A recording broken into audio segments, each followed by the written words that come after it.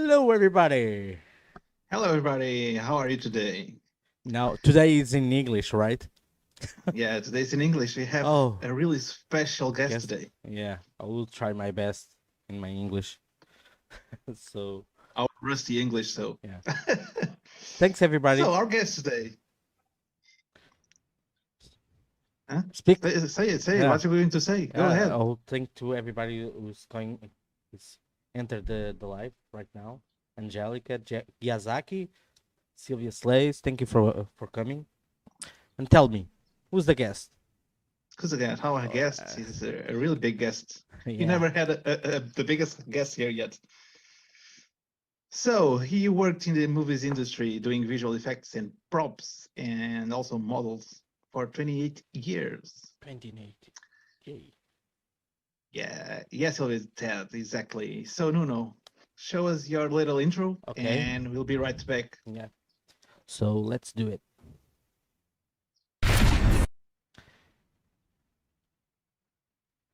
Elas têm som. Oh.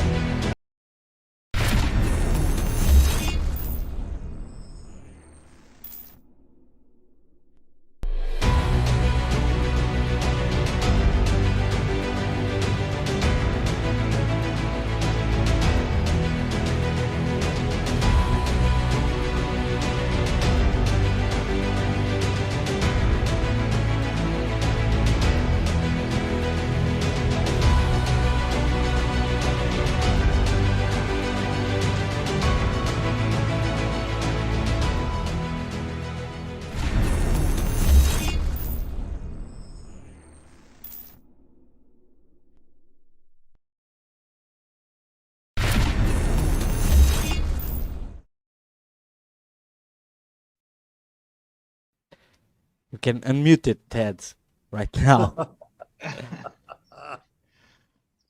Welcome, Ted. Oh, hey guys, welcome. Thank you so much. Welcome. This is fantastic. I heard that there's some people in chat. You said there was Angela's here as well, right? Yeah. The other case here, yeah. And you guys said Sylvia Slays, possibly? Is that Yeah, true? Sylvia Slays, yeah. exactly. Cosplay. Yeah, exactly. Oh, Cosplay. fantastic. I just want to shout out my friend Sylvia because we used to cosplay together. And hey, Sylvia, thanks for hanging out. And thank you, Angela, as well, guys. Thank you. For any of you who don't know me, I'm Evil Ted.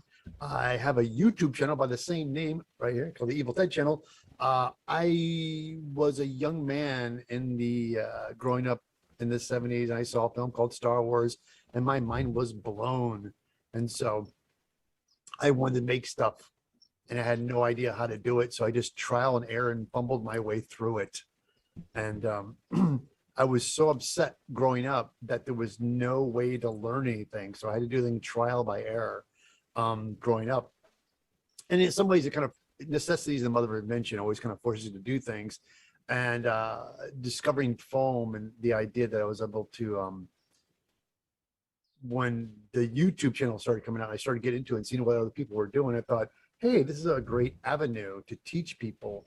And so I started my channel for all the frustrated 14-year-old boys like myself starting out that I wanted to know how to do stuff, but there was no outlet to learn it. And now I want to do nothing but share my knowledge on how to build stuff. That's been what I've been wanting to do. And you guys awesome. were, yeah, thank you. And you guys invited me on the show. That's so great. And I was on a while back. There was the Portugal contest, Portugal Comic Con. Yeah. I was on, and you guys reached out to me and said, Ted, that interview was too short. We want to have That's right. we have a lot of questions to ask you and things. And I think that'd be fantastic because I can ramble forever. So I figured not to do that, to sit back and have you guys ask me questions, and I can do my best to answer them. Okay. Thank you so So much. we'll do our best. You do all best. And here in the US, it's morning, so I'm going to drink my coffee. Yeah, it's Yeah, go 8 o'clock, right? About now. Mhm. Yeah. 8 a.m. Yeah. 8 a.m., yeah. So, Nuno, do you want to do the first question? Yeah. Sure. Oh, let me just check here the comments, Yeah. the live chat. Sylvia Slays is saying Ted is the best. Oh my God, that magnificent beard. Yeah, this is I saved it for I saved it for your guys' stream because I'm getting this cut. I got to clean it up a little bit.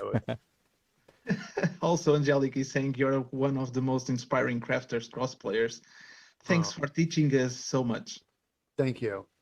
Gasaki is saying takes a special kind of person to pave uncurated paths. So inspiring.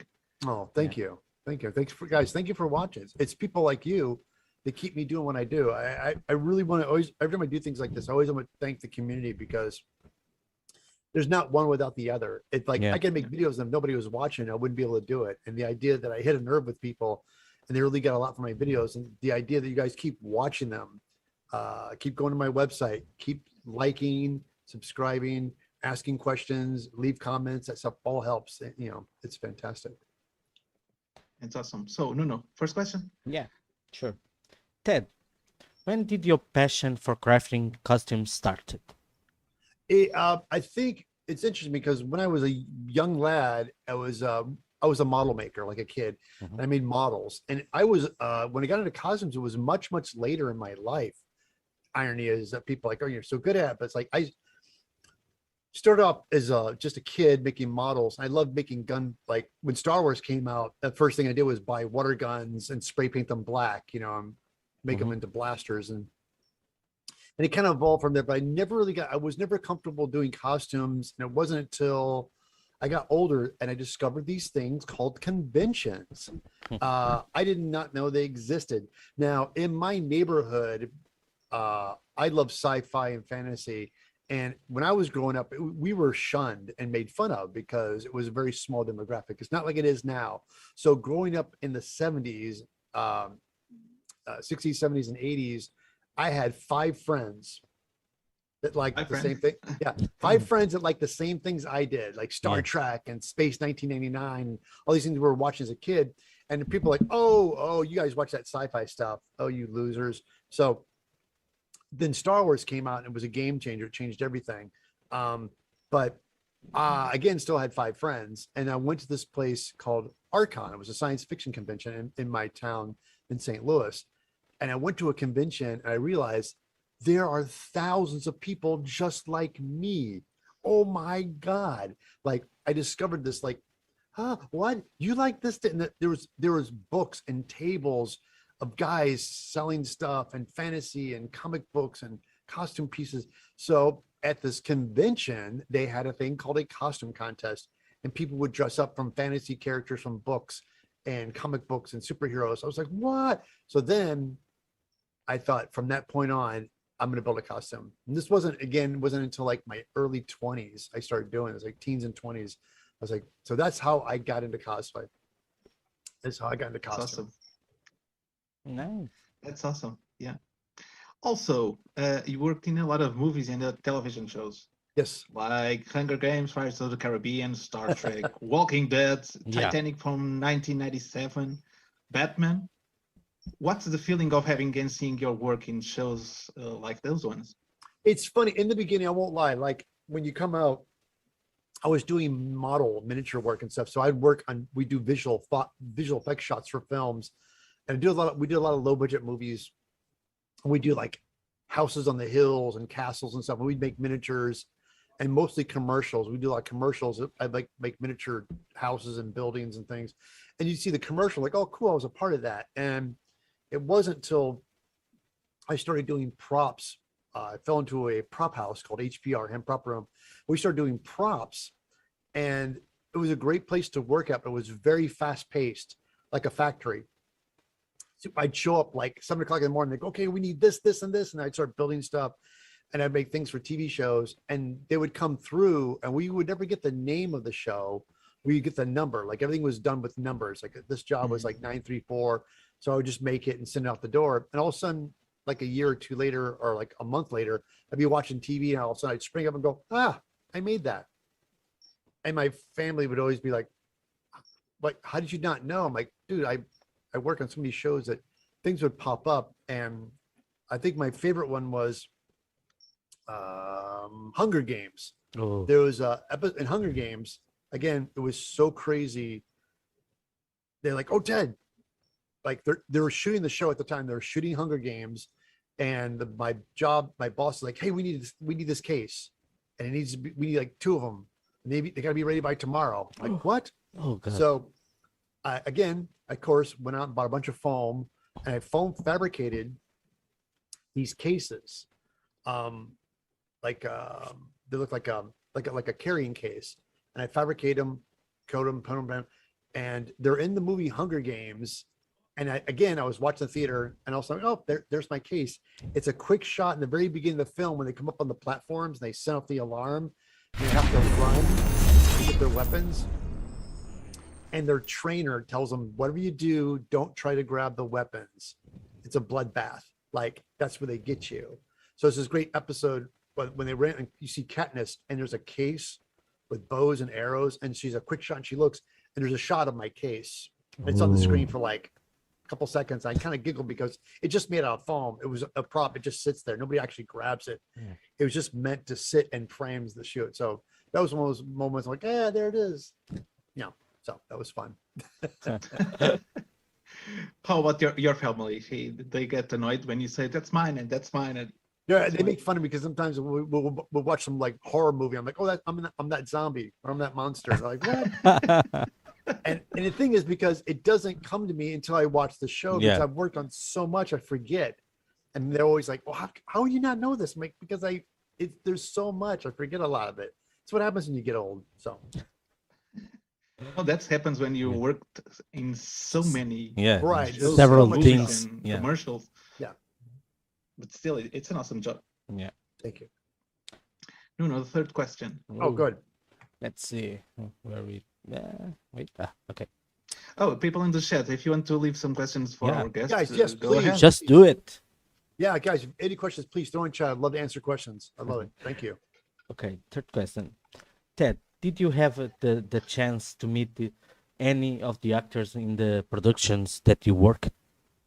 Yes, I worked on a film, which is funny because I worked on it years ago. I moved out here when I was living in St. Louis. I packed my bags and moved up to California. My first real big show that I worked on with actors was The Guyver. It was a sci-fi, it's a Japanese anime comic book that was turned into a live action movie. And it starred Mark Hamill from Star Wars. Mm-hmm. And that was one of those great things where this was so funny. When we were working at the shop, everybody was like, okay, we'd have a big meeting at the shop. And my supervisor were like, okay, guys, whatever you do not bother Mark about Star Wars. All right. Don't mention Star Wars. Don't say anything about Star Wars. It's Mark Hamill. We got him on this show. He's playing this character, Max, this CIA agent character. So we just want him to be comfortable. So don't fangirl on him. Don't freak him out. We're like, okay. So we're on set, and he's playing this, tough like CIA agent guy, and I'm playing this monster striker. So I'm in this big rubber monster suit. I got big claws. So, and Mark and I, is a scene where I'm wrestling with Mark. They call action. I get to knock Mark Hamill to the ground. We're wrestling and stuff. So in between takes, I'd be standing there, and they, okay, action, and we'd fight, and then they'd say stop, and we sit there and wait. And so I'm sitting there in this costume over Mark Hamill. Mark's looking at me, goes, "Is it hot in there?" I said, "Yeah." He's like, "Yeah, well, we were working on Star Wars." I'm like, "Yes." He goes, "We were shooting these scenes with the Jawas and out in the desert." And he said the Jawas were some small people, but the producers, kids like, "I want to be a Jawa. I want to be a Jawa." So the producer would let their kids get in the Jawa costumes in the desert. And they said when they started shooting, the kids would be passing out from heat exhaustion. Jesus. So they have this big master shot, and you see Jawas going, hot. Cut. So, and Mark's like, yeah, they stopped doing that. Like, you can't let kids get in those costumes. Yeah. Kids would just pass out on set. I just started laughing, like, that's awesome. That's awesome. I showing. And then and so you didn't start the conversation. He did. No, he did. And so I was like, then I was like, I said, and the movie, The Guyver, was shot in 4 weeks. We shot the entire movie in 4 weeks. Damn, because it's low budget, we had to shoot really fast. And Mark Hamill, again, we're hanging out, and Mark's like, 4 weeks. I said, yeah, Mark, we had this thing wrapped up in 4 weeks. Mark said, well, we shot Empire Strikes Back the fight scene between him and Darth Vader, that was 4 weeks. Oh, Damn. Just that fight scene of him going through when they're going through Cloud City with the lightsabers. Yeah. That was 4 weeks. I'm showing your costume about Striker right now to the people see. Oh, that's my Striker. That Yeah. was the Let funny me thing try about to show you. Yeah, I'm showing to the There it is. people. That's Striker. And the thing with Striker was so funny about Striker was that JJ Walker, I was a Zonoid. And a Zonoid is they're humans that could turn into like monsters Yeah. at will. So when JJ Walker returned to the monster, that was me. And I didn't get credit for that movie. It was a big fiasco. So when the movie first came out, people thought that JJ Walker was playing the monster. And so I would read these articles and people like, JJ Walker did such a great performance in that monster suit. I was like, that was not him, it was me. But after a while, you don't care anymore. But it's very funny. But they thought it was him in that suit. I like the detail about the costume because he have some colors and some neck. Oh yeah, he had this like Necklaces. Yeah, when he would transform, like all his clothes would fall off, and I'd still have Yeah. his jewelry on. yeah, Pretty fun. some bling bling. Oh, Yeah, I got God. some bling. Yeah. Okay, I have Awesome. some questions here on the live chat. Andre Go, Viana please. is asking what you did for Walking Dead show. What props did you do? Walking Dead was I worked at the prop house, and we got the first season. I think we had the first 2 seasons of Walking Dead when it Mhm. started off. So we had to build a lot of stuff for Walking Dead. In TV shows and movies, when you see guys carrying machetes and axes and baseball bats, they're stunt ones, they're rubber ones. You never want to have anybody swinging a real baseball bat Mhm. or an axe or a machete. And even though you're not swinging at somebody, like when they're up close and talking or doing close-ups, they'll hold the real thing. They'll have a machete or an axe. But anything where they're interacting with people, you have to make rubbers of everything. So we got Walking Dead, we had to make a rubber axe, rubber machetes, and Michonne's sword. When they discovered Michonne, we had to build the character. So we had to make a bunch of swords from Michonne, and they dumped that on me. So we had a real sword, and I'm making a rubber mold, a silicone mold, so we can make a rubber sword. Then we make a aluminum sword. So every time she'd swing the sword around, we made a really nice aluminum one that looked like but it was dull. It didn't have a real sharp edge to it. And she's swinging around. But the gag was my boss, the handles were he didn't want to have a mold of that. He wanted to have each handle wrapped with white leather. Mhm. So it had that crazy, like the Japanese wrapping on the back of the sword. So my job was I had to get those swords. I had to take white strips of leather and wrap every handle. Ooh. The hero one, the stunt one. After a while, it was a pain in the butt, but I did it. And when it was all done, I made the stunt one, the hero ones, and also we made all those Michonne swords. And the interesting thing in Walking Dead they did was really cool. We made a half sword. What a half sword is, it's a samurai sword that only has half the blade. So she would take the sword, and the actors who were dressed as zombies would walk up to her, and she would take the sword with half the blade and swing it at their necks. And they would go in digitally in post, and they would put the blade on it. And that's how when you see her cutting the guy's heads off in camera, they did it as an after effect. They would take and put the blade on the sword so she could pass it from the actors. Oh, They would digitally remove the heads. That's nice. awesome. That's awesome. Oh, when you watch that show, you're like, how do they do that? It's Yeah. like Yeah. super fast. She's just like, their heads come off. They do it in post, but she actually has a sword so she can swing it in front of the actors where the blade would be, and the guys would put the blade in Oh, post. yeah. Yeah, super cool. But Yeah. Yeah, really Awesome. cool. And also the blade that the sword from Michonne is an awesome sword. Yeah. oh, thank you. All the design is really good. Yeah, I mean they would send us pictures. And the cool thing with us is that not so much like what I do with my own stuff is fun because we have to make it, design ourselves. But when you're working with a TV show or a production, they have drawings and pictures, and they say this is what we want. So you're basically building what they want. So it's not much creativity involved in that. You're just reproducing what somebody else wants Okay. sometimes. Okay. Still really cool. In the chat. I have a question here from Sylvia Slads. Yeah. Have you ever had a project that drove you to despair? Oh God. That's a That's a nice me to question. despair. Oh, Wow. God. Thanks, Sylvia. Bring the drama. Sylvia. The It's funny because there's things I've always wanted to build, I haven't built yet. I wouldn't say so much despair in the sense of like,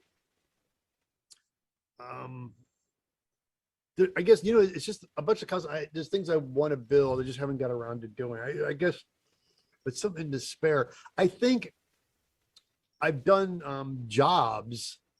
I've done things that brought me despair at a prop house. Like they always have me doing crazy things. But I think the most frustrating job I had was I had to make styrofoam. I'd make these styrofoam coolers. Oh. Again, it was the TV show was called Malcolm in the Middle, and they wanted these styrofoam containers, like they're medical styrofoam containers that held a foot. Like there was a character that lost a foot and they had to put a foot in a freezer box. And people don't understand this, that you think, oh, we'll just go buy buy some coolers, buy some styrofoam boxes. And they didn't exist. I mean, they did, but we couldn't get them fast enough. So I had to make them. And so I remember they just said, Ted, we need styrofoam boxes. Like they had to be rounded on the edges. So I had to literally have some people out to get styrofoam sheets, and I had to cut them and glue them together with caulking, because you can't glue styrofoam because it melts. Yeah. So I had to use silicone like caulking, put them together with toothpicks, wrap them in saran wrap, have them dry, and then sand the edges and make them round. And I had like a day or two to do it. And when they're all said and done, they were done, and you see them on screen for 2 seconds, like boop, boop, boop, and they're gone. So that kind of stuff was frustrating. Okay. But, that brought me despair, but I did it. You did it. I did it. You did the job. Okay. Good morning, John Hudges. I think I said your name properly. John. If I don't, sorry about that. I think it's I have a question here from Gazaki Cosplay. Yeah. 2 questions. What's your experience with crunch? Do you have some horror stories regarding crunching? It's funny. Yeah, I do. I always am the biggest preacher. I know people get this crazy. Like, con crunch is something I always try to avoid, because when I'm one of those kids that like, oh, Halloween's coming up. I start 3 months before Halloween even gets here. Like, it's like, oh, Halloween, it's 3 months away. That's when you start building the costume. Yeah. I'm not that guy that like builds it a week out or 2 weeks out. It's crazy, because I know I always tell people, don't hinder yourself, because when you're building a costume for a convention, you're going to go to a con with your friends and you want them to look at you and like, it's the time for you to shine. And so why would you want to cut corners on the day that you're going to present yourself? So I'm like, I want to give myself the most amount of time to build something. But what happened was I ran into a con crunch. I was building for BlizzCon. This is that red demon character. I think you guys seen pictures of it. I call him like Mongol the Mutilator. This is like red samurai demon guy with this mask. And so I'm like, I'm going to make this for BlizzCon. So I went nuts on it. I made ram horns and spikes and filigree and build it up. And so I was rushing to build it, and I sealed it, and I was painting. And what happened was, the one thing I did not think about when making this costume was painting. I thought that was going to be the easiest thing, and it wasn't, because what ended up happening was the costume was done, and I was literally days away from BlizzCon, and I was staying up late because it was just me in my shop, and I had to paint it, and I had to, when you paint something, you paint the first coat, let that dry, then you have to mask this part. So I was like really down to the wire. So I was literally with a brush painting the gold pinstriping on him. It was like, and then when it was all painted I had to go back and age it with oils and stuff. So I was literally staying up, and I had the costume done the night before BlizzCon. I just finished it. So I guess my answer is like, don't do as I did. Always plan ahead. That was tight. That was crazy. All the gold pinstriping was all done by hand in a brush. Yeah, I'm showing to the people right now the details about the golden and everything. He's showing the photo. Yeah, all the details and everything. Damn, this is John a is cool saying costume. it's saying say hi to Ted from the modifier. The modifier. The modifier is my dear friend in Chicago. He really helps me. Does all my patterns. I do all the madness and trace them out and pattern them all out, and then I send them to him, and he cleans them up and puts descriptions and steps and letters and thicknesses. So yeah, he's my guru for the patterns. So Awesome. but hey, John, thank you for hanging out. Thanks.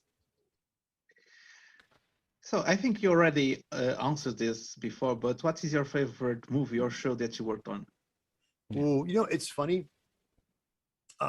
There's so many, but I'll tell you what, the one that really got me pulled into this industry is that I came out here to California and I met Steve Wang and Screaming Mad George, and these guys were makeup guys, and I worked at the shop helping them on shows and things. And Steve was an up and coming director. Steve Wang was also a phenomenal makeup artist. People know him for all his, like, The Predator, and he's also done tons of them. He's done the good God, what else? He's done so much. It's ridiculous. The Monster Squad. He did the Gill Man from Monster Squad and The Predator, and he wanted to do other movies and Gremlins. But he's he also works for Blizzard. He makes these giant, all the beautiful statuettes for Blizzard, the figurines and statues for those shows and stuff like that. He got into directing, and so his first big directorial debut was The Guyver. And I got pulled on that movie, and that film was such a blast to work on because I got to meet Mark Hamill, I got to play a monster, and I got to design and build the Guyver unit. It was this alien device that turned the hero into the Guyver. So I didn't get I really had that freedom. Like, Steve Wang made the suit, and he's like, I need the Guyver unit. It's got to look like this, but kind of like it needs to look like the bodysuit. So he gave me freedom. So I kind of did some designs, and he signed off on it, and I got to sculpt it and make it. And so the end result is actually built and designed the prop for the film. And so it was my introduction to Hollywood. So I was able to come on board and be a part of the crew and play a monster and meet Mark Hamill and build the Guyver unit all in one movie. So that's still one of my favorites. And when the people don't know this, when this film got made back then and got released, nobody saw it. It just kind of got dumped on VHS. That was the era of like VHS and cable. So it was out on VHS for like a month or two, and it was on cable, and then it just disappeared. But I found out when I went to Germany for the first time. I went to it was a German Comic-Con, Epicon, I think it was called. And I was at the convention, and this kid came from France to meet me.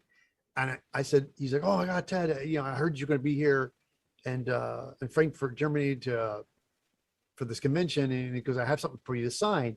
And he unrolled this giant poster of me as Stryker. It was huge. And in Europe, the Europe countries, the Guyver was called Mutronics. It was a European version. They changed the title because nobody knew who Guyver was in Europe. They called it Mutronics. And it was a giant poster of me as Stryker. And I was like, oh my God, it's amazing. He's like, will you sign it? And I was like, really? You want me to ruin your poster? Scribble on it? Ruin your poster. Really? He's like, dude, it's you. So I wrote, like, thank you. I said, yeah, boys, like, wrote a little Guyver line on it, but it was and that's when it made me realize this film found its audience. It became a cult film. So I'm so happy now, all these years, that movie really had a core with people, and people love that movie because I liked it too when it came out, because I know it wasn't what Steve wanted. He wanted to do it more like the Japanese. He wanted to keep it serious, because the Guyver, the second one, Steve did Guyver 2, which was more like the comic book, a little bit darker and serious. But the first one was kind of wacky and silly, which is not really what he wanted to do, but producers kind of pushed him into it. But I still have a love for that film. Still have a soft spot for that movie. Awesome. Oh, and I played a gang member too. I have an acting part in that movie. There's a bunch of gang guys in the alley, and I get to play Ronnie. I'm the silly guy with the nunchucks, I think. So much in one movie. Still a badass. Yeah, still fun. No. Do you want to show something now or later? Yeah, you can talk about the thing we yeah. Okay. Oh yeah, Nuno found some images from the VR Troopers. I found it a episode about that. Yeah, I found an episode. Yeah, I found that episode. So, can you talk about?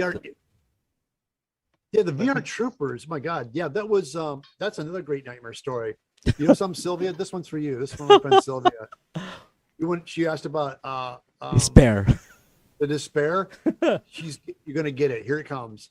This is I worked on a show. It was called VR Troopers. And when they came to me, what Saban? There's a big production company, Saban, and they did the Power Rangers. And what the Power Rangers basically was a Japanese show that already was big in the 80s, and they just bought the show, recut it, and put in American actors, and it was a big hit out here. So basically, they're repurposing a TV show that was already popular in Japan.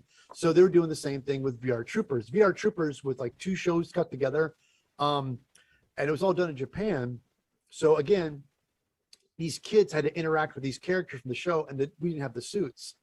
So they came to me and said, "Hey, we want you to fabricate these suits." I'm like, okay. So I got pictures. I'm like, they're really complicated. I was like, wow, it was a lot of work. Yeah. So I worked for this shop. It was called Precision Effects. And so I did the job through him, and we pulled the work and we started fabricating these suits. Right. And the date was coming. And also we have a big earthquake here in California. It was the Northridge earthquake.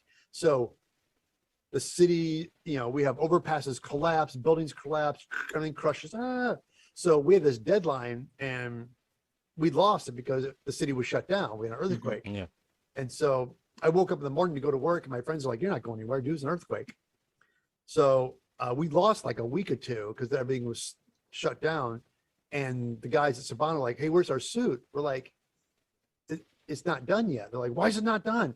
I don't know, natural disaster, act of God, earthquake. They're like, "We still need it." So we had to really rush to get these costumes, and we literally delivered them on set while they were shooting the show. And it was so like stressful and nightmarish, and we were just like exhausted from sleep and deprivation. And we show up on set, and the first thing they do when we show up on set, these guys, because we were begging for photos, we wanted photos of these costumes. We're like, "Guys, don't you have any photos?" Like, because luckily I'm a big manga fan, so I had some books and I had some photographs and characters. But this was back in the 90s, so there was no DVDs or anything to pause or look at. So we show up with the costumes, and these guys pull out these full color shots of the costumes from the TV shows, and they start looking at them comparing to my costume. And I looked and I was like, "You bastards. You had these? I asked you for these photos and you said you didn't have them, and now you have them." So anyway, from that point on, I vowed I will never work for Saban again. I hate those guys. About that, Nuno, please turn off the video because of copyright. If they saw us, they will shut us down. I think no. Oh, you guys showing clips of VR Troopers? Yeah, it's showing the costumes. The one thing that was fun about that show was that when it was all said and done, I watched the show. I just wanted to check it out, and there was a couple of shots where I was like, "Wait, is that our suit or the Japanese suit?" Like, I was watching back, and the one thing I was watching the show, like, it blended beautifully because they would cut between the new footage and the old footage. And the one thing that was different on our suit that they didn't have on the Japanese one, we had these because the suits are all fiberglass. Nothing was foam in this stuff. It was all fiberglass. So on the shoulder, on the body, we had like buckle latches, like little buckle latches on the shoulders.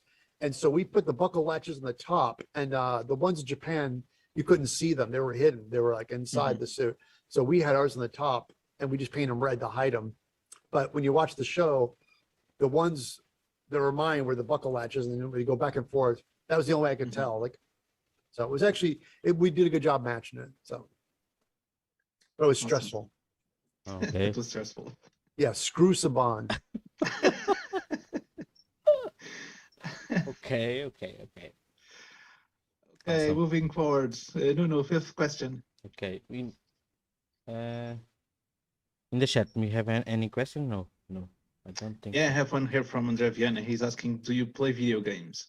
Oh If my so, God. What's your favorite?" Okay. if you asked me this a couple of years ago, I had never played video games. I wasn't that much of a video game. And I was in Seattle, Portland, visiting my friend Bill Duran, and he showed me this game, Fallout. And I was like, oh, it's kind of fun, walk around. I didn't understand the controller. I was kind of fumbling with it. But I like the concept of it. I love the world. I love the open world. So I got back home, and my oldest got PlayStation for a gift. She got a PlayStation game. Like, oh, PlayStation 4. Okay. I mean, not my game, her game. So I thought, well, I'll buy the disc. So I bought Fallout 4. I started playing it, and man, I am hooked. I loved it. I got really into Fallout 4. I started building stuff from it and having fun with it. And then from that was Cyberpunk 2077, played that game, loved it. And I know when the game came out, people really bent out of shape and the glitches and things like that. Yeah. As for me, I'm not a hardcore game enthusiast, but I still love what they did. And they fixed the tweaks and things like that. But overall, just the world, the story, the structure, travel around the city, and it's such a fun game. So right now, my two favorite games is Fallout 4 and Cyberpunk 2077. Those are my favorite games, because I don't have a lot of time to play games, but when I do, those are my two I fall back on. I love those games. And speaking of that, I'm releasing a video next week on a Cyberpunk helmet, and playing the game. I made a pattern for that, so that video is coming up next. So I'm having that coming out. I'm showing you right. Yeah, do it. Andrea was asking if you have done any props. So Andrea, next week you can watch the video from Ted's channel. Yeah, I did plenty of props, lots of props. And I'm showing right now to the people here. I'm showing your costume in as a Cyberpunk character right now. Yeah, with the hook. Yeah, that's I end up going back and repainting. I really that's another one I kind of rushed. I didn't like the flesh tones. It was too peachy or whatever. I painted. It's a vacuum face piece I snapped over my head with a mohawk. Yeah. And the jacket I still got to fix up a little bit more. But I bought that jacket. I didn't make that jacket. I bought that. But I just wanted to do Cyberpunk, and I definitely want to go back and revisit that costume again and clean up a little bit more. Awesome. But that was fun, and yeah, I did it with my friend Sylvia, and I dressed up as Cyberpunk characters. Nice. Really cool. Okay. No, fifth question. Okay, let's do it. Fifth. Ted. I think we already talked a little bit about it, so. Yeah, I think, but I'll do it anyway. So, and then what was your favorite prop you created for a movie or a show? Oh, well, yeah, I guess, yeah, it kind of falls back on the Guyver unit. But I'll tell you another one that was another. Let me try to find the image of the Guyver units to show. Oh, the Guyver unit. Yeah, it's in the props I made. I think it's on my folders, props I made. On your website? Yeah, on my website. You can go to Let props. me try to find it. You go to, yeah, it's called Props I Made. It's the Guyver unit. Some decent pictures of it. But there's two of them. There's it's a good story. You guys will like this one. I think I've told it before, but I'll tell you guys. There's a movie with Ricky Gervais, and it was called Ghost Town, and it's kind of like a comedy version of Sixth Sense. You could see dead people. He's like, he doesn't have anything to do with them and stuff. He's kind of being a jerk to him and trying to run away from him. But in the show, he falls for this girl who works in a museum, and she's a museum curator, and she has to work on cadavers and mummies. So in the movie, they need a mummy. So they went to my boss and said, hey, we need a mummy, but we want it to look like Tutankhamun. This mummy has to look really real because it's going to be close up on this table. And so they're like, this is something Ted could do, like, because they knew I came from a makeup aspect of things. I used to do costumes and props, but they knew I did monster stuff. They said, hey, Ted, could you make a mummy, a dummy body? I'm like, totally. Mummy, yeah. So we went out, we bought an examination skeleton, and a not really nice one, the full body examination skeleton. I covered it with pantyhose and latex and cotton. There's all these like old, Dick Smith makeup tricks we did. So I covered it in pantyhose and spray glue and tissues. And I did it, and it took me about a week. They gave me that they wanted to look good, so they let me work on it for like a week. And I got it all down and made it, and the best part of the story is we took it and I put it in a body bag. We zipped it up, put it in a crate, and we shipped it to New York. And sure enough, we shipped it, and then I never heard a word about it. And finally, I went to my boss and said, "Hey, Lonnie, did they ever get that mummy? Did they like it?" He said, "Oh, I didn't tell you." I'm like, "No." He goes, "Sit in my office." I'm like, okay. So I sit down in his office, and he said that everybody's was on production. We're at the museum, and so they were shooting the movie into a real museum. So there was real museum curators there. So the body bag showed up. They popped the crate open. They pulled the body bag out. They unzip it, and the museum curators freaked out. They're like, they freaked out. They saw the mummy, and they froze. And everybody was looking like, "What's wrong?" And the museum curator said, "If we did not know this was fake, we would think this is real." Oh God. Damn, And they that's freaked out. And I'm like, wow. So they get on the That's phone. awesome. The prop master, the producers are like, "This is awesome." So they pat the prop master on the back and everybody shakes hands. They say, "This is great. This is great." So they're shaking hands with the prop master. He's a rock star. He's on set. Everybody's looking at him. He calls my boss and goes, "This is amazing." So Lonnie's like, "Yeah." They're all going back and forth, praising each other. And through that entire conversation, you knew who did not get mentioned? You. I'm showing you right now the mummy, the picture There of it is, the there it mummy. is, guys. And this is I always love telling that story because that's the biz.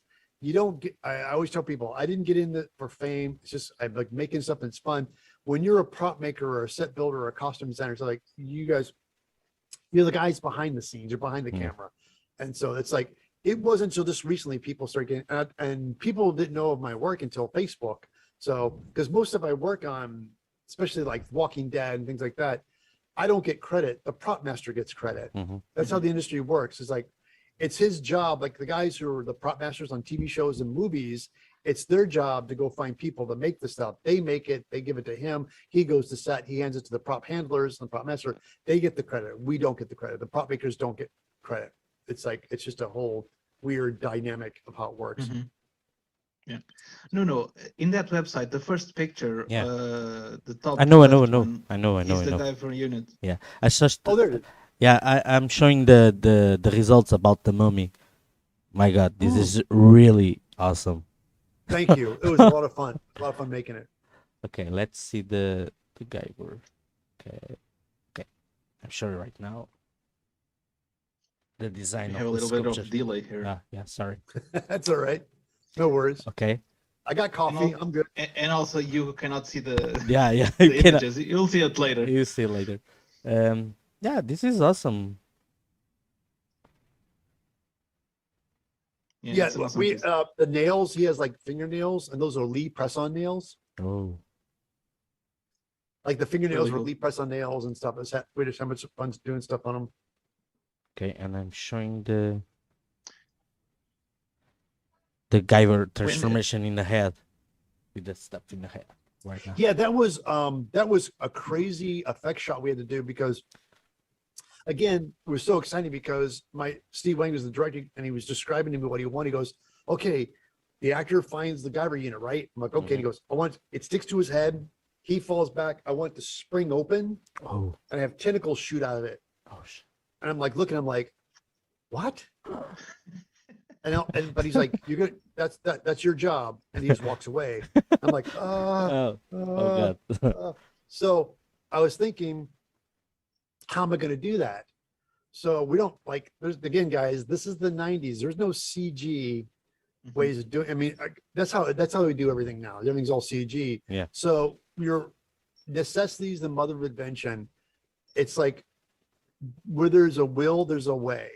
So I started thinking about it. I said, wait a minute, we could do it in reverse. So the gag was, we want all the stuff opening, so we can't really put it on the actor's head. We need a fake head. So we had a life cast of the actor with his mouth open, and we made a puppet head, and we put a hole in its forehead on a tube running down. And I had the unit. I made a different unit that had hinges on it. So we put it on the dummy head with hinges on it, and I had strings on it, and we put tentacles everywhere on the outside. So when they called action, all the tentacles were already out. I would yank the tentacles in, pull them in really fast, whoosh, and then pull the string. This would close, and then we'd rock it back and forth. And I would push it had a little like a control medal, and I would push it up, to the surface. Mhm. And then we just did it backwards. So we'd call action, it would sink, open, tentacle shoot out. It was just simple as doing it in reverse. And Mhm. when you watch it by today's standard, it plays so beautiful. It's so fast. And it's just enough to sell the gag. So you see him, he's on the ground, springs on. Yeah, it's a great gag. And that was my first one. And I was hooked. Like, bring it. Love it. So Yeah, it's really cool. Gazaki here is asking, what was your first cosplay ever? oh my gosh. My first cosplay. You know, the first one I did at a convention that I did this I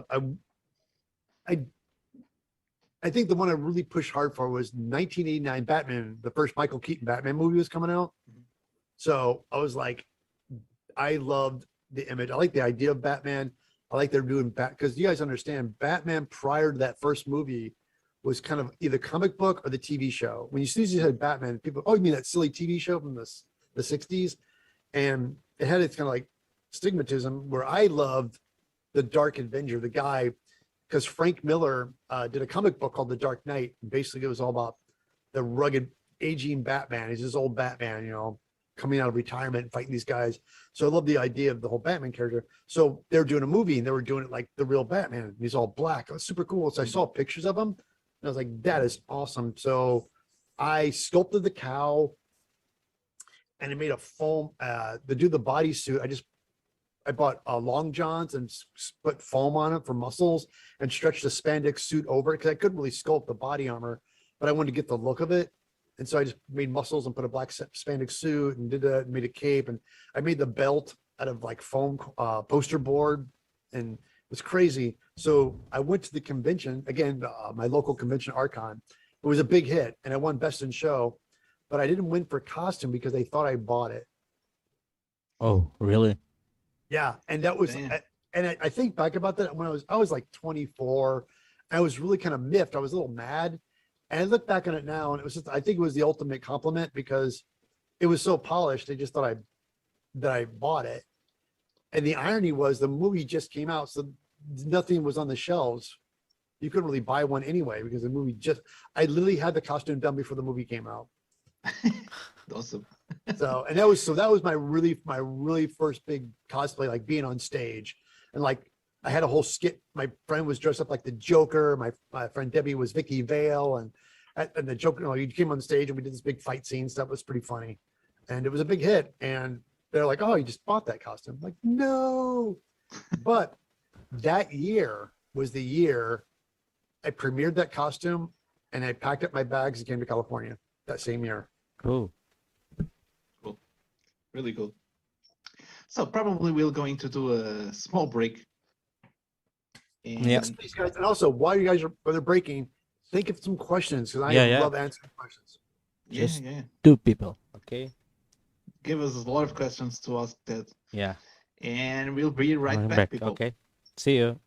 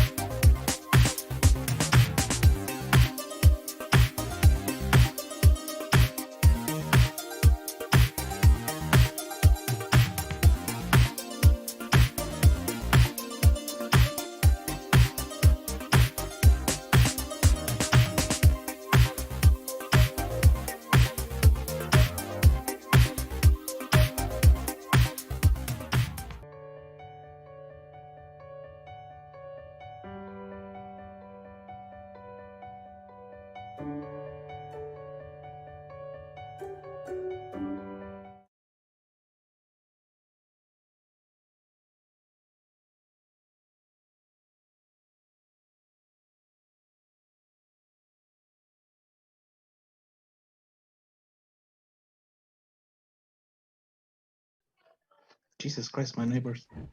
Okay, we are back again. We're back again. That's right. Ted is still here. They didn't run away. Okay, let me check here the live chat. We have two more questions here. Yeah. Oh, fantastic. Let's go. Gazaki Cosplay is asking, what's your favorite material to work with besides foam? What? Besides foam? Is there another thing? Besides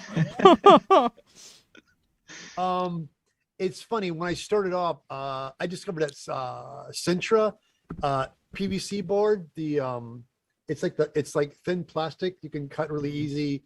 I know what you guys call it in Portugal. It's PVC, yeah. Oh, it's PVC, still yeah, PVC. PVC plastic. Yeah. I really like to work. I liked it because it's plastic. You can cut with an X-Acto blade and a straight edge is really easy to cut. It glues easy. That's my second favorite stuff to work with.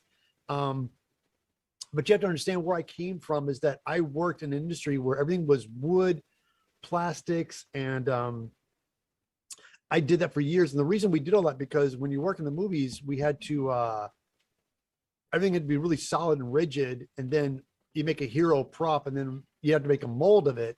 Then you had to make rubbers and stunt versions. So everything we had to make, it had to be mass produced. And that's where I came from. So everything was plastic and wood.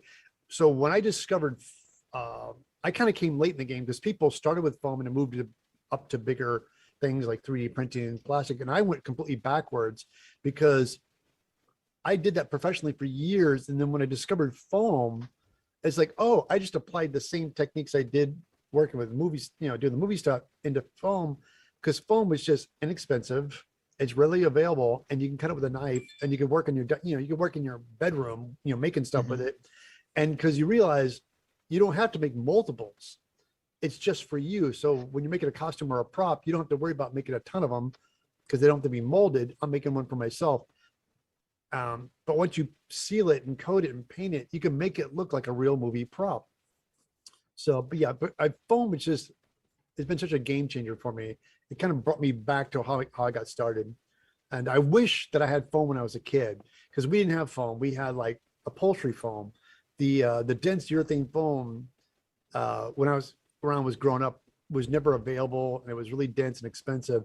And it wasn't until just recently, maybe like 10 years, roughly like 7 years ago, they started putting foam out, like TNT Cosplay Supply, the company who sponsors me, that we'd buy floor mat foam, which was smooth on one side, texture on the other. And now there's companies everywhere that are selling, and there's polyprops that you guys have in Europe as polyprops. That's great. So now you can get foam everywhere. It's great. But yeah, PVC was what I guess my second favorite besides foam.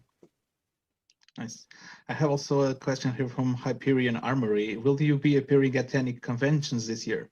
Yes, I will. I'll be in Kansas City for Planet Comic-Con, and that's in August. And then we're scheduled for one in October. October 1st is ArtCon in St. Louis, and that's my home con. That's the con I started the whole cosplay thing at, and their convention are bringing me back. It's nice because I grew up there, and I, of course, moved to California to work in the movie business, but I'm going back to ArtCon. So it's going to be fun. I hope everything goes well and doesn't get canceled. So I got my fingers crossed. Everybody, he's always having the fingers crossed about conventions nowadays. Always. Yeah, it was funny because I went downstairs to get coffee, and my wife reminded me of a story that she really liked. And she said, "You should tell him that story." I said, "Okay." It's another Guyver story, and Mark Hamill and I together. We were doing the fight scene with Mark Hamill, and I had these. Have you've seen the character Stryker?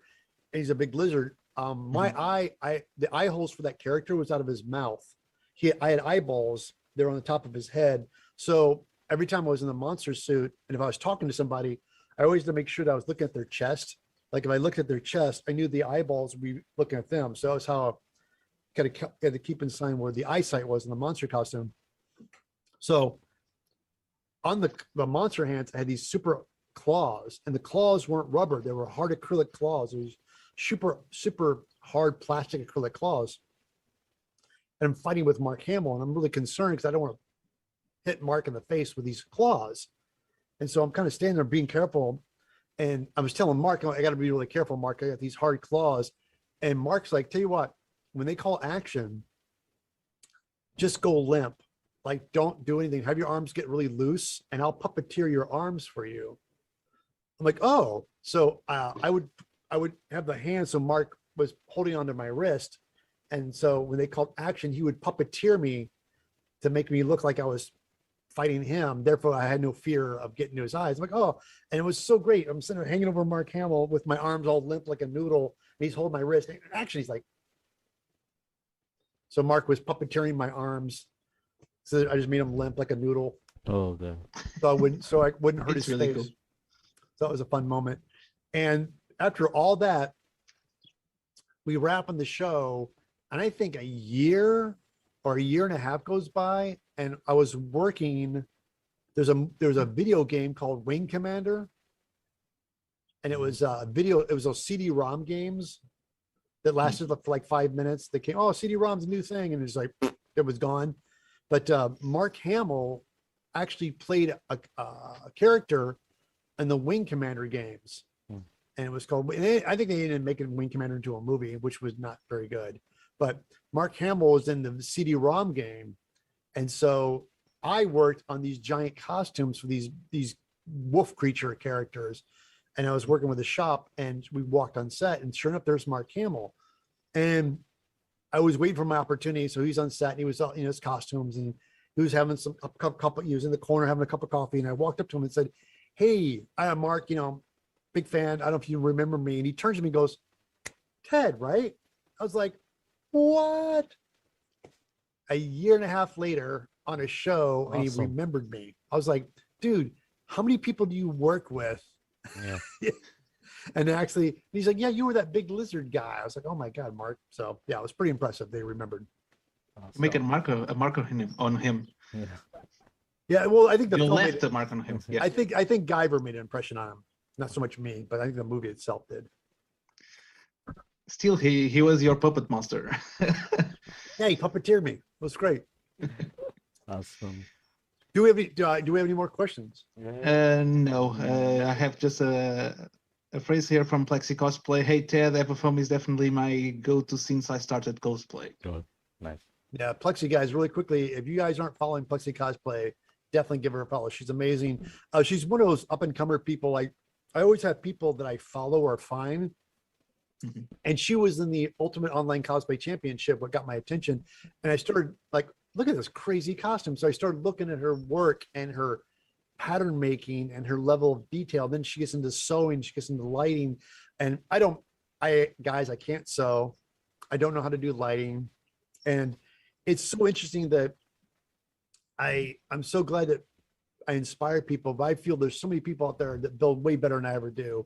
Mm-hmm. And it's just, I'm so humbled by it when people come up to me and say, "Oh my God, they have this amazing costume," and they rush it to me at convention and go, "Oh my God, Ted, I made this costume because of you." And I'm always like, "Yeah, but you built it."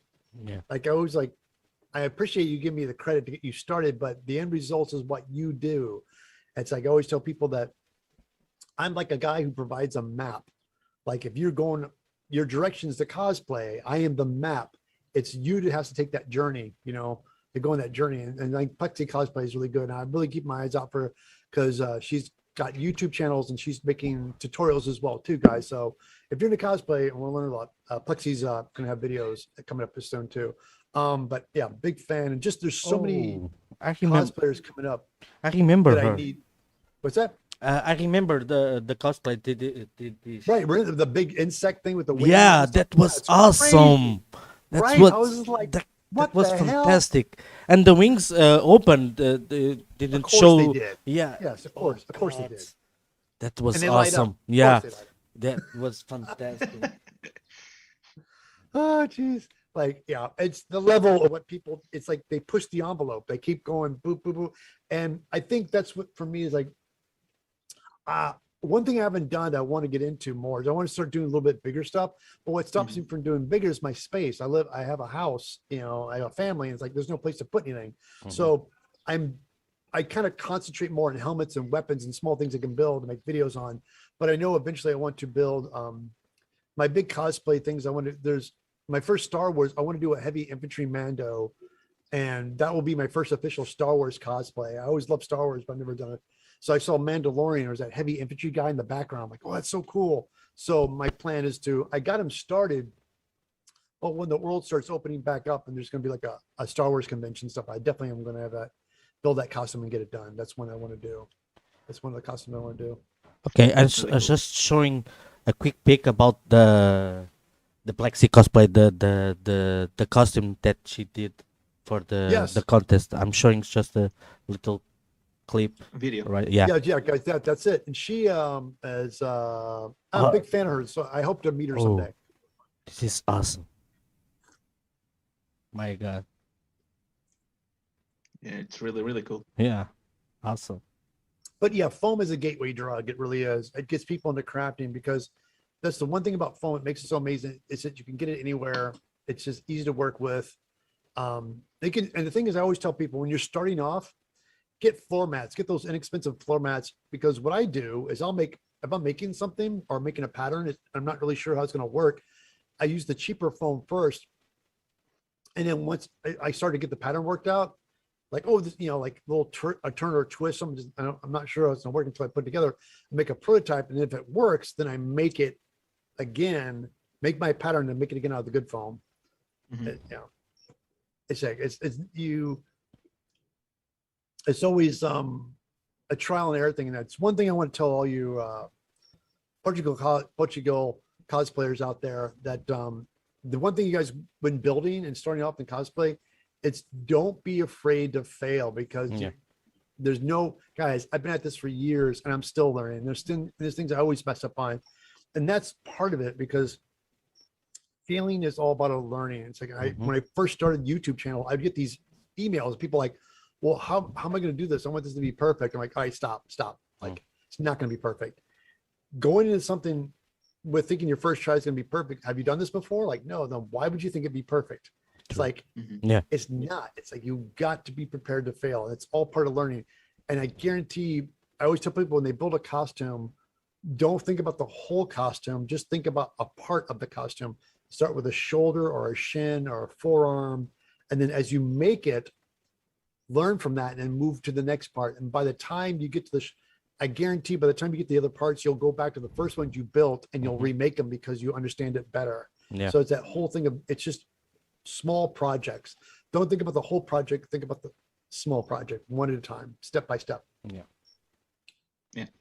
I have another question here on the live chat, but we already answered it, but I can read it. Please. You have played movies, monsters, and built many movie props. What was your most enjoyable work? We already talked about it. Yeah, it's the Guyver where I played monsters, but there's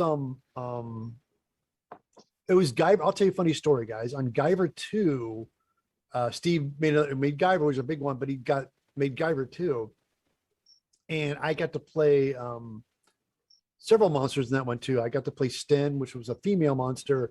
And at the very end of the film, the Guyver Zonoid, which was a Zonoid Guyver monster character. And all the fighting stuff was done by this stunt guy, Koichi, martial art guy. It was really great fighting. And Steve Wang, but all the dialogue and the acting stuff, he wanted me in the costume. And so all the acting dialogue stuff was me in this costume. So I'm doing all the dialogue and stuff. And so at the end of the movie, I'm dying and I had this control medals fading out. And so the Guyver runs up and punches me in the head and pulls the control medal out. And so we're shooting this in high speed. So it's like in slow motion. So Steve's telling the stunt guy, okay, you're going to run up here and punch Ted in the head, punch him in the head, and then pull the control medal. I'm like, wait. He's not really going to punch me in the head. And Steve goes, oh no, he's going to hit you in the head because it's high speed. You got to see it hit your head. I'm like, what? Okay, action. Bang, and the stunt guy just punches me right in the head. Oh. And you watch the movie, guys, in slow motion, you can see it. He literally punches me in the head. I go, ow, and punches it, and then pulls the control medal out, and they call a wrap, and I'm like shaking my finger at Steve. And the control medal had a little LED on the back of it, and you could see the indentation in my forehead where the LED was pressed in my head. God. And he said, pain is temporary, film is forever, Ted. Yeah, that's pain true. is temporary, film is forever. I said, yeah, I'll call you when I do my movie, Steve, and punch you in the head. I'm sure right now the Guyver Zumanoid. That's awesome. Guyver Zona. It's tell you what, guys, it's my favorite one. It's like, Yeah, I like the that's first awesome. one, but Guyver Zonoid, which is great creature character. Yeah. And you see it in slow motion. I had blood tubes. I had blood in me. There's that goo, and I was melting and bleeding, and so there's all this blood stuff. And yeah, it punches me in the head in slow motion. It was great. I like the claws on The blades. The blades. Yeah, the that was blades. the cool thing. Oh, that The is guy- awesome. The Guyver, he has the elbows and the blades shoot out, but the Mhm. Guyver Zonoid, like, they shoot off the top. And there was again, this is before CG. Steve wanted sparks, and Evan and Cool were like, yeah, because when they hit each other, because the Guyver Zonoid, the blades, like him and the Guyver's own ends, the Guyver fighting. It's like bang, bang, bang, bang, bang. And we had some cool sound effects, but Steve was like, I want sparks, like sparks. And we had these guys, they came up with these like electrical wiring things you could hit together and it'd spark. Oh God. And they actually would spark. And Steve's like, I want to put these on the guys. And the physical effects guy's like, you don't want that much power going through guys in costumes with sparking off a blaze when they could hit each other and electrocute each other. So all right. So no sparks. Okay, no sparks. But again, that's where it was close. Yeah, but that's where CG, again, I know there's a lot of love and hate for CG, but CGI, computer generated effects now, has gotten so good now. They're not as bad as it used to be.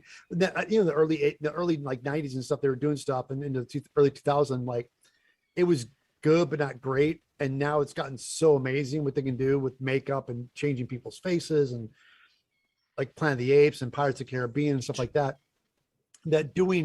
Having live action people and doing something like bullet hits and sparks and stuff are so easy now, and they look amazing. So if Steve was to make Guyver 2 now, they can do sparks easily. They could totally easily do that now. There's so much stuff that we didn't have available that we can do now. It's amazing. Mm-hmm. Okay, we have a subject that Nuno wants to talk with you because he's a really big fan of the movie. Yeah. Nuno, go ahead. Go ahead.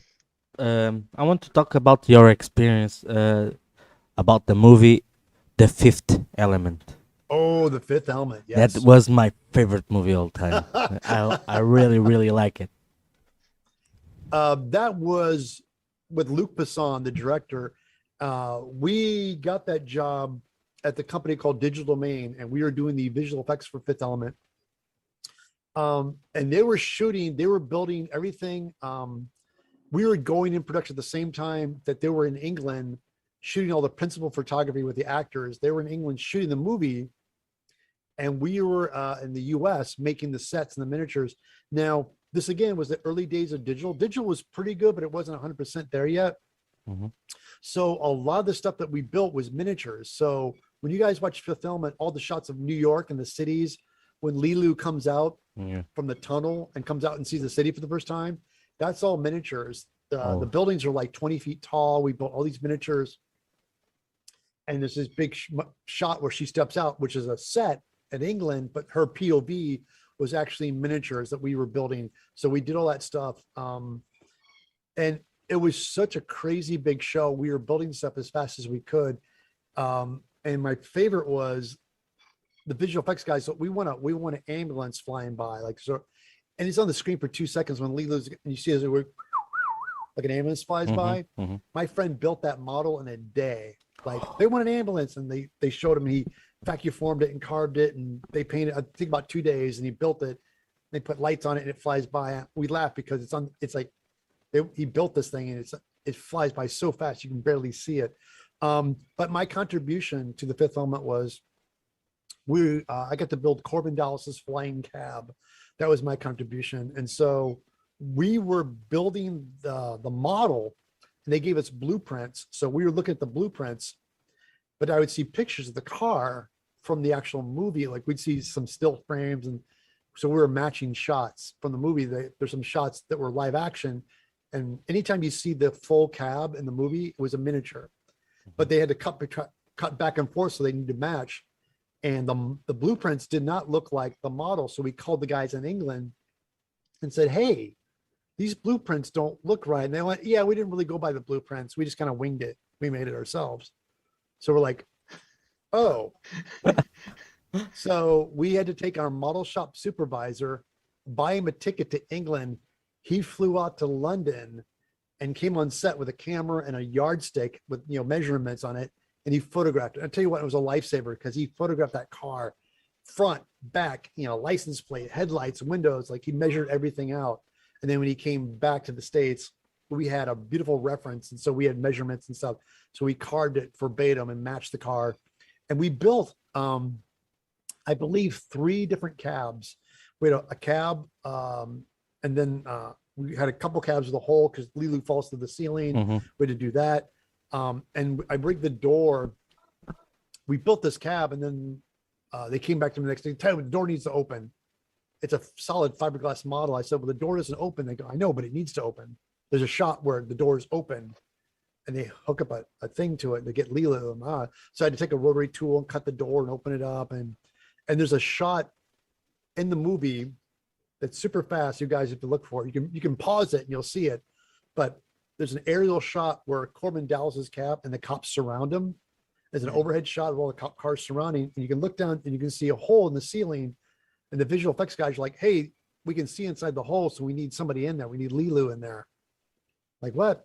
So my friend Brian Ridley took a Barbie doll and he dressed her up and painted her to look like Lilu. And I made a seat out of a foam core and we painted it and stuck it in there.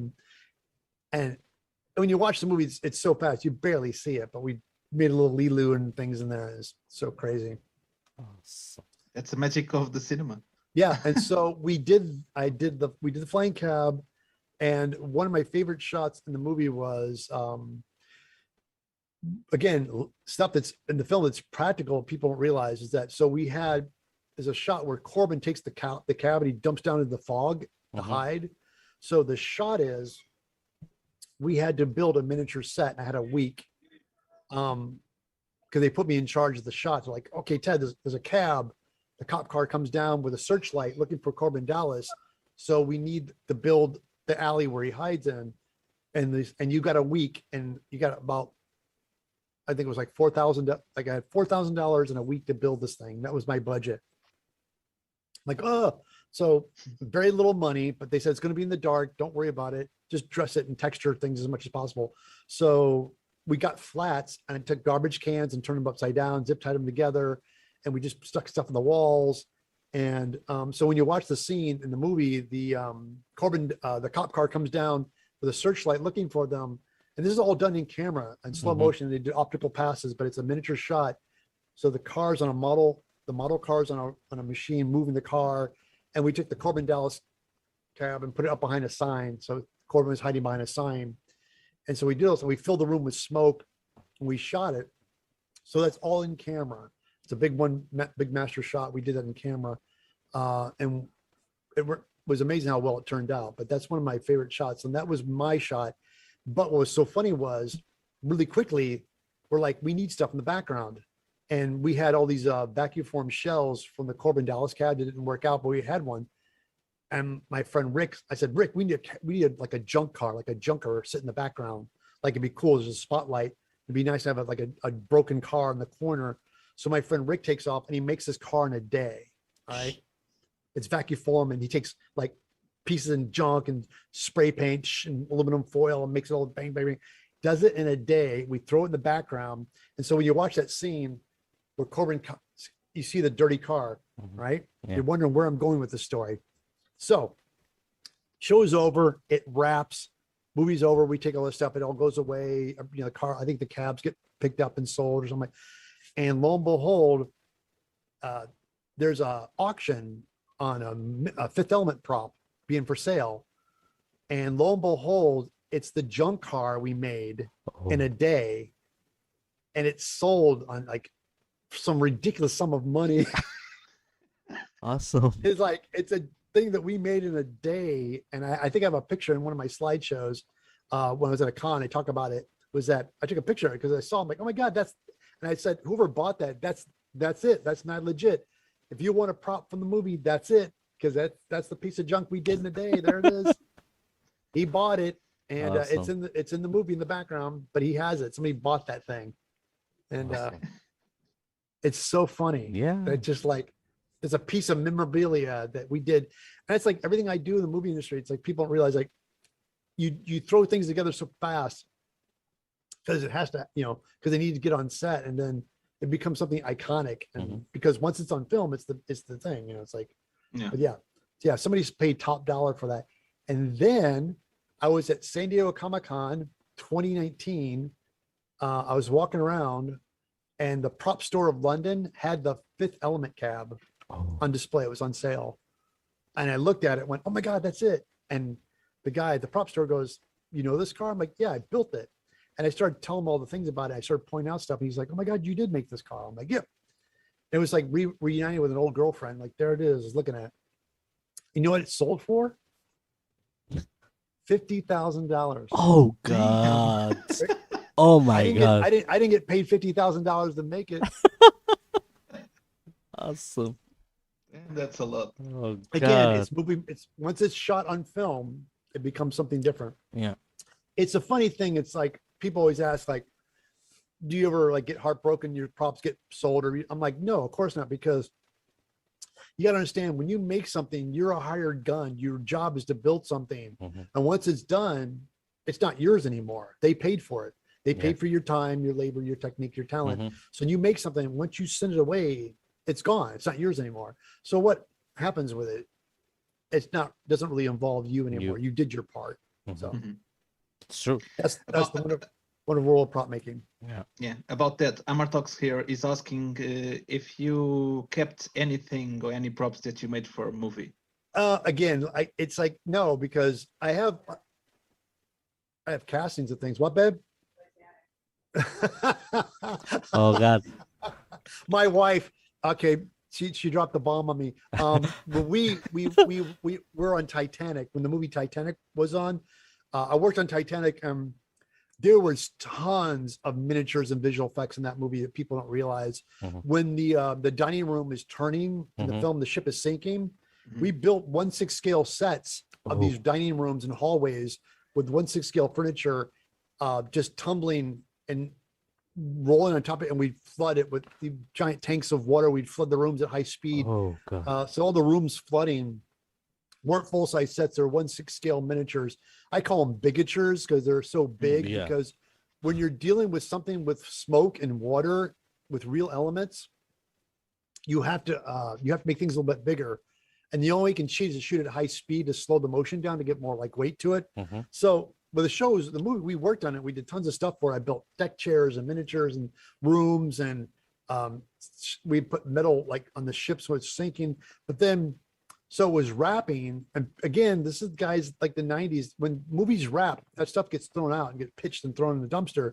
So people are throwing tons of stuff out. So I grabbed miniature furniture. I grabbed some of the tables and chairs and little saucer cups and things like all. So I have a deck chair, I have a dining room, 2 dining room chairs, a dining room table, and some miniature furniture from Titanic. Oh, awesome. Because they were throwing the dumpster. So I grabbed it, threw it in my car. So yes, I do have some miniatures and things I work. Really cool. Yeah. Thanks, baby. It's awesome. Was it supposed to be a secret? No, well, not really. No, not really. Because at the time you're really not supposed to do that. But the thing that's so funny is that it's decades later now. Like, and at the time I had friends that had stuff. Like my friend Heather, who worked in the movie and principal photography, Jim Cameron had all the china made verbatim like it was on the Titanic. So they did all this research. They found actual china from the ship that they salvaged. And so Jim Cameron had reproductions of all the actual silverware. He was they were that obsessed about the movie that they duplicated all the china and dishes and stuff. So she asked in production when they were wrapping stuff up, and Jim's like, I want that stuff. And she asked, she goes, hey, look, I'm one of the camera operators in the show. Is it okay if I take a set of china? And he asked Jim Cameron, and she, you know them? He said, yeah, sure. She asked him. So she has a set from them. She actually has the replica china from the movie Titanic. So that's cool. Awesome. It's really cool also. Cool. That's awesome. And that stuff would, if you sell it, to go crazy. I mean, I think it would at the time, but I don't think it'd sell that big now. Who knows? There's a lot of diehard fans out there. Yeah. But I would never sell it. I love having the momentum, the little, little trivia. Yep. So I do have that. So busted. What about your what about your cosplays? What's your favorite one? My favorite cosplay, I always tell people it's always about the next project. Like you make something, you go through that journey to make it. Just like that month you make that costume, that's your favorite costume. It's always about until the next costume. Like it's always like it's that passion. It's so hard to have a favorite, because if you made a favorite costume, you would never make another costume. You just stay with the one you made. So it's as a maker, you're always about the next costume. But I always have a fondness. I have a fondness for my Space Marine. I like a lot. But I think the one I'm most proud of that I'm really happy is Vampire Hunter D. Oh my god, I really like that. Vampire Hunter D was I love that movie so much. And then when the reason I love that costume is because it's full circle, because I moved out here in 89 and I love that movie. That movie came out pretty sometime early 2000s, something like, I can't, when the movie was actually released. I loved it and thought, man, that'd be a cool costume to make. But at the time, in my head, I was thinking about, oh, I'll sculpt it, like I'll sculpt the body armor and make them, because that's where I came from. Because everything prior to that was always sculpting and molding. So either vacuum form it or sculpt and make I was about sculpting things and making molds and like fabricating, and everything was mold making at that time. And at the time, I didn't have the time or the money or the space to make something like that but I always wanted to do Vampire Hunter D. And all of a sudden, years and years go by, and I start on Twitch. I started that. Oh yeah, by the way, everybody, if you don't know, I stream on Twitch, twitch.tv/EvilTedSmith every other Monday and Tuesday from 9 a.m. to 11 a.m. Pacific Standard Time. But I wanted to build, and people like, what are you going to build on Twitch? And I said, I'll build a costume. All of a sudden, like a lightning bolt went on my head. It's like, I can build Vampire Hunter D. Like now I understand I can do it. I can do it the way I want to. I can do it inexpensively and just make the patterns myself. So I figured out, I got really good images of D and started making the pattern. And the funny thing about that costume was the hardest thing to do on that costume was the part I always thought was going to be the easiest. What you think is going to be the easiest always ends up being the hardest. And something is going to be in the hardest always ends up being the easiest. But for me was the hat. That hat was the hardest thing to make, because I remembered it had a bill on it, and it came down, it swooped off. It didn't come down and end straight, because the first one I made it end straight and I put it on, I look like a pilgrim. I was like, this looks like a pilgrim hat. This doesn't look like Dee's hat. So I ended up going back and configuring and making it drape off and round off, and then the bill had to come out. And I had to, that's another thing, when you're building costume from anime, you have to choose your battles, because the original Vampire Hunter D hat, the rim of his hat is almost the width of his body. It's huge. And it's like thing of like, I want to make homage to D, but I want to be able to make it realistically at the same time. So you have to kind of meet a halfway thing. And also you got to make sure when you build something, it's going to fit in your box for travel. And I realized I couldn't to make D's hat to fit in a box. So I made D can only be worn in California.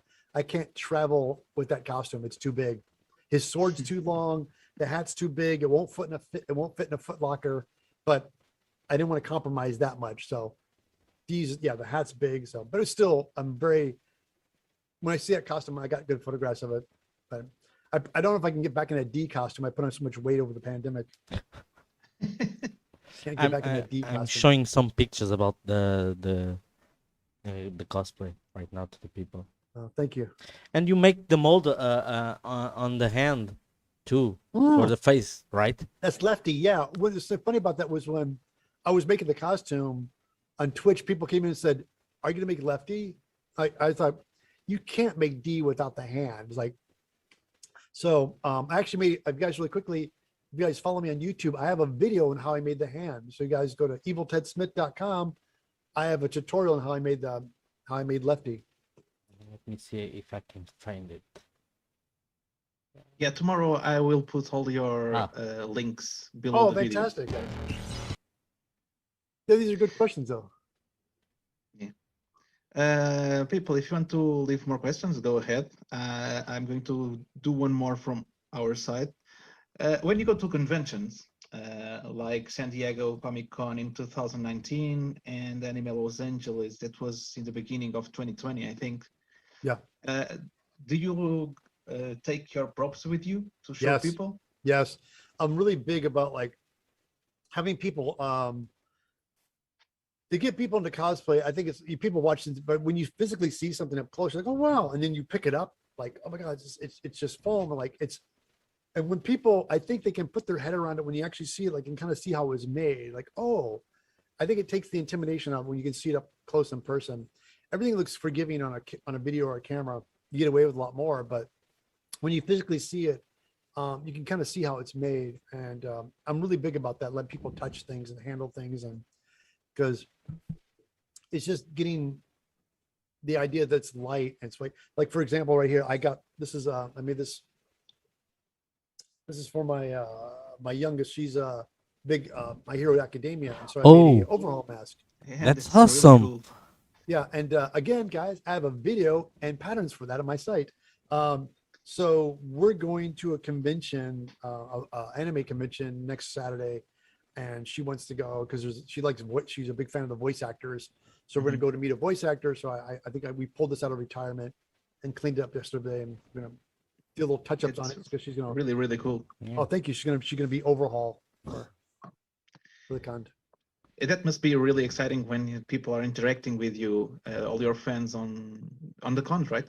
Yeah, it's fun because the thing is, when I sit at home and make videos, to throw out, it's like you make them and put them out there. So it's like it's much more fun to engage with people and hear their stories or see their costumes, and therefore they're right there. They go, hey, I did this, but I'm having trouble with this. How would you do this? And it's just so great to interact with people, just to fuel the fire and see what people are doing.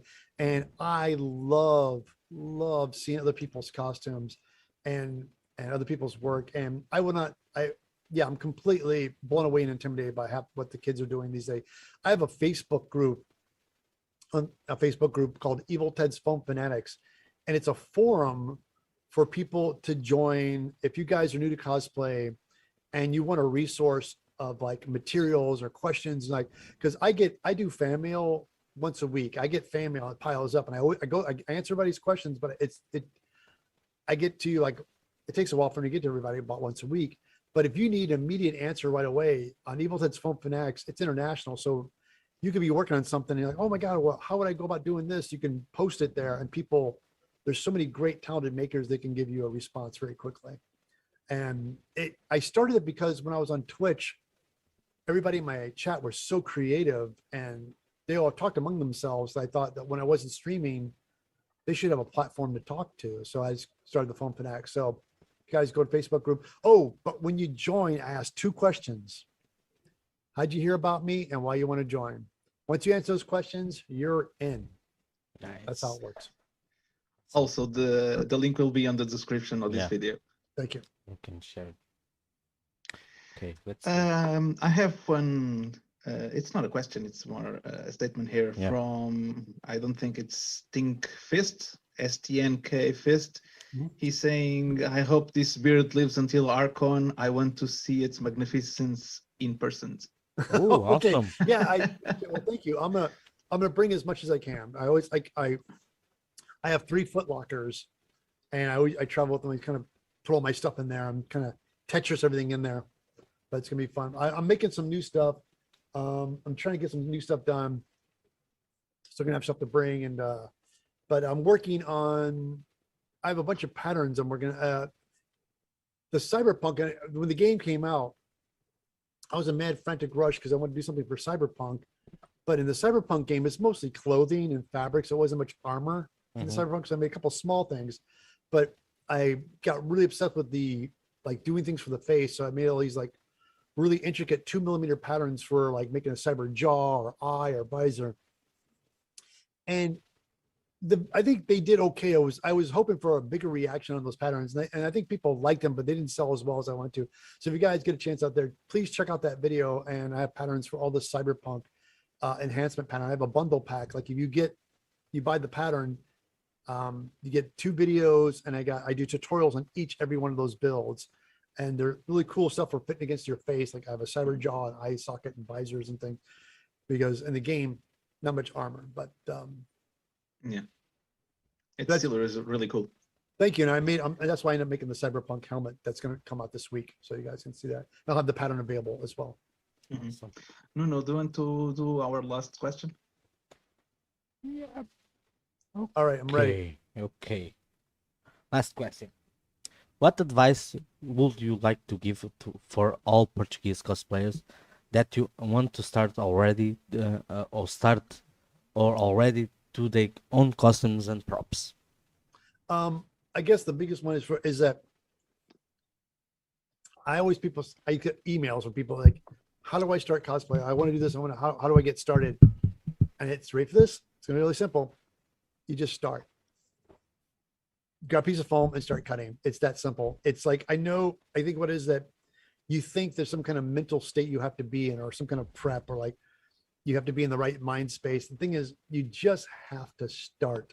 And it's something simple as getting a blade and a piece of foam and cutting and gluing something or stacking something. It's just that first initial, it's like getting into a hot tub, like it's a hot tub. You don't jump in, you stick your foot in and it gets, you want to feel the temperature of the hot tub. So you sink your toe in very slowly to get your body adjusted to the hot tub.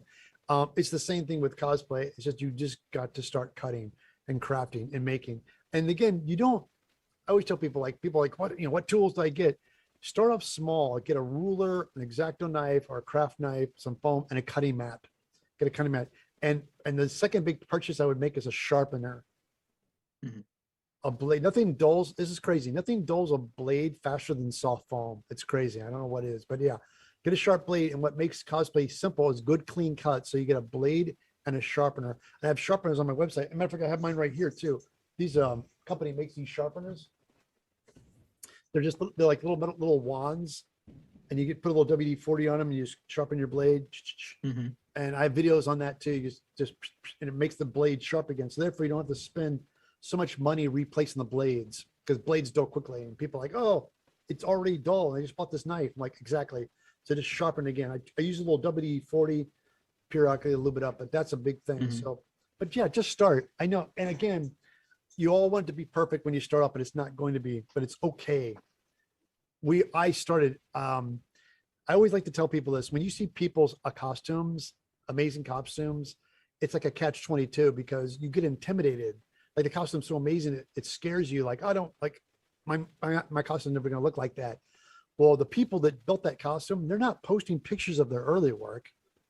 They would never do that because it didn't look like they wanted it to. So you never see their early work. Nobody posts pictures of their stuff that they failed at. They're only showing you their finished product that took them months, if not years, to build. So when you see something, don't be intimidated, embrace it because it takes time. Everybody, you see amazing costume, they put their time into making that thing. They really did. So yeah, it's just baby steps, guys. Step. Okay, thank you so much, Ted, for accepting our invitation. Oh, guys, Awesome. Wrap it up here. Guys, Portugal, please. You guys, Portugal, let your cons know that I would love to come out. Let your local con know that you'd love that Evil Ted come and visit you, because I would love nothing more. Come to Portugal and see all the amazing cosplays and meet all you guys in person and show me your costumes. I love it. So yes, the world's opening back up. Well, start sending emails to Comic Con, to Ibaranim. Yeah, please, guys, send me emails. Cons. People always say, Ted, I want you to come to my con. And how we do that is you write to your local con and let them know you'd like to have me there. And the idea that people that are going to spend money to come and see me, they want to bring people to the convention. So if they know that by having me at their convention would sell more tickets, they'll bring me out. So that's definitely why. So guys, please, Portugal was so polite and so great, guys. Thank you for the people had me on their on live stream for the Portugal Comic Con convention was nice. Thank you so much. And guys, thank you for reaching out and doing this. It was a lot of fun. You guys, you can follow me. eviltedsmith.com is my website. Please, when you guys are there, get on my mailing list. I have numerous patterns. I have my Amazon supply links and whatnot. But also, when you go to my videos, subscribe, like them, leave comments. I just love engaging with people. If you have any questions, I'll definitely do my best to answer them. Awesome. It's really cool. Okay, guys, see you next week. Thank you so much for being here, for all your questions. Again, Ted, thank you so much for accepting our invitation. Yeah. Oh, guys, it was a pleasure. Thank you, guys. Yeah, it was really a pleasure to talk with you here. And next week, people, we'll see you again on Sunday, but this time at 3 p.m. Yeah. Bye, people. Bye. See you next time. Oh, okay. Okay.